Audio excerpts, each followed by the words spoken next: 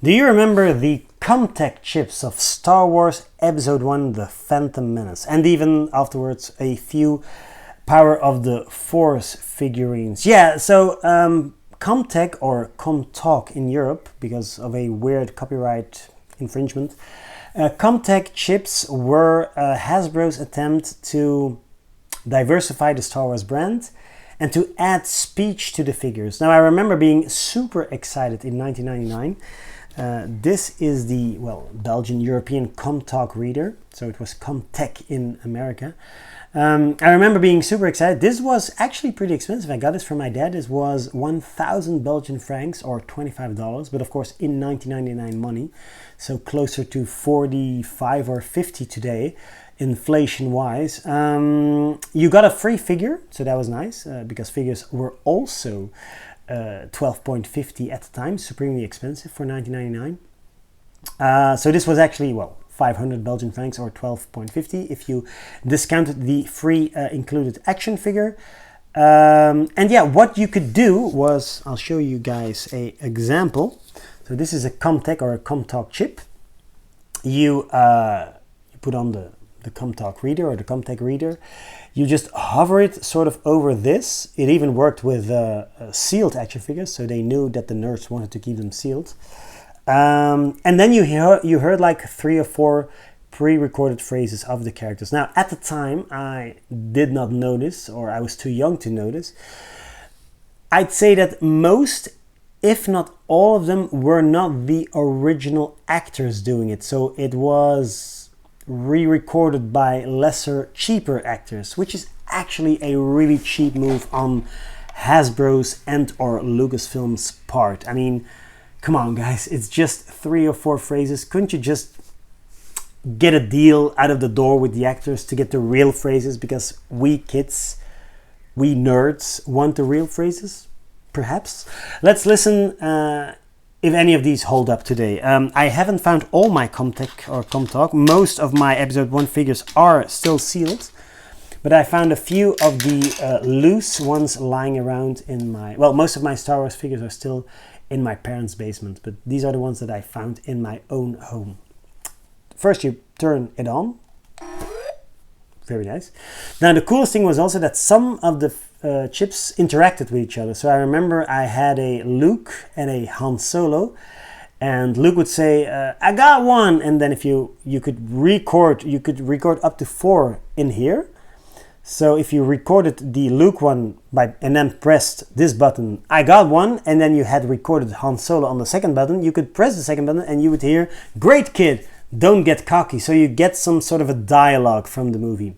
And I remember the Han Solo one being one of the most accurate. It wasn't Harrison Ford, but it was a good fake Ford. Harrison Fake. Let's see if these still work. So the first one I found is Qui-Gon Jinn. I sense no unusual element of fear for something as trivial as this trade dispute. That's a horrible Liam Neeson. It's a standoff. Let's go. Battle droids.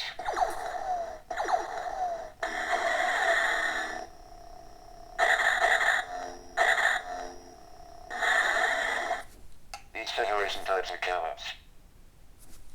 The negotiations will be short. I sense no unusual element of fear for something as trivial as this trade dispute. Now, this is really a bad line reading. I remember Liam Neeson says, I sense an unusual amount of fear for something as trivial as a trade dispute. Come on, guy. This is a native speaker. You could have done a better job. Ki Adi Mundi. The Force is strong with him. The intonation is okayish, but it's way too slow. I mean, in the movie it says, the Force is strong with him. Impossible. The Sith have been extinct for a millennium. No, too fast. In the movie he says it slow. It's like, impossible. The Sith have been extinct for a millennium. I sense he will reveal himself again. Again? What is this? The Force is strong with him. Oh, horrible. Nope. Queen Amidala.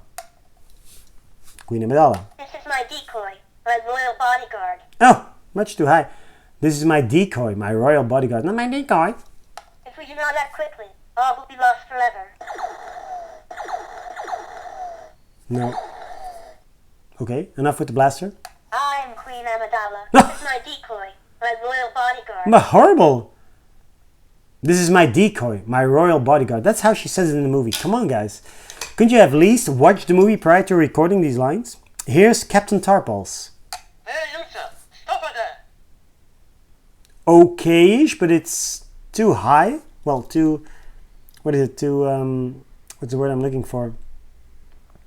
Nasal. Oh, okay, Shasha. Yusa going to the bosses. Yusa in big doo-doo this time. No again, Jaja. Yusa going to the bosses. Yusa in big doo-doo this time. Your Honor, Queen Amidala of the Naboo. Yeah, well, this is the best one so far. Your Honor, Queen Amidala of the Naboo. That's how he says it. Hey, Yusa, stop it there. Hey Yusa, stop it there. Yeah, it's the best so far. Tarpals is the best so far. Here's Gasgano. Now this is really interesting. This guy does not have any lines in the movie, so this is all made up. Donkey Skywalker, Rastapa human Iguita. Percy Wumpa Sababa. Akima, Gascano wins. Why would they even... I mean, just don't include a CommTalk if the character doesn't speak in the movie. Here's Anakin Skywalker, pilot version. You did it, R2. Take this. And this. Whoa. Right, R2. Let's get out of here. He never says that. R2, get us off autopilot. It's gonna get us both killed. You did it, R2. Why not include his most famous line? Now this is pod racing. Yeah.